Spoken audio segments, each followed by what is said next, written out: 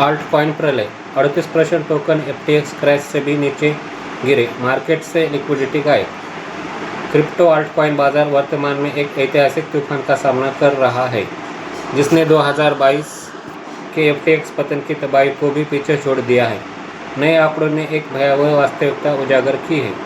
लगभग 38% वैकल्पिक डिजिटल संपत्तियां अब अपने सार्वकालिक निचले स्तर के करीब मंडरा रही है।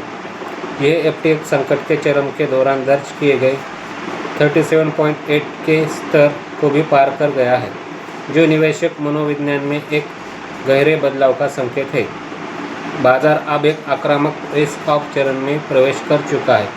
अक्टूबर 2025 की विनाशकारी गिरावट के बाद क्रिप्टो इकोसिस्टम से लिक्विडिटी लगातार बाहर निकल रही है और पारंपरिक इक्विटी और कमोडिटी में शरण ले रही है।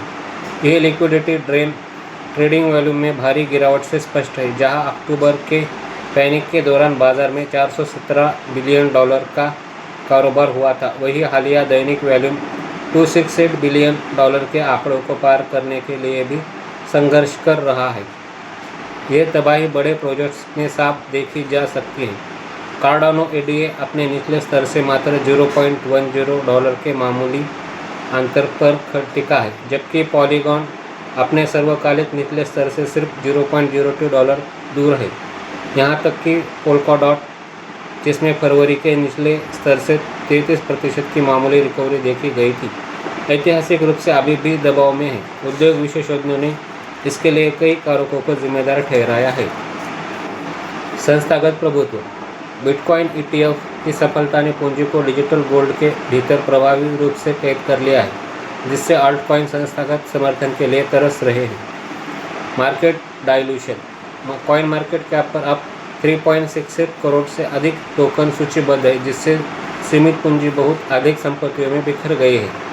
सोशल एग्जॉक्शन गूगल ट्रेंड्स और सेंटिमेंट डेटा दिखाते हैं कि ऑल्ट कॉइन में खुदरा निवेशक की दिलचस्पी 2 साल के निचले स्तर पर पहुंच गई है और सर्च वॉल्यूम गिरकर 100 में से मात्र 4 के स्कोर पर आ गया है।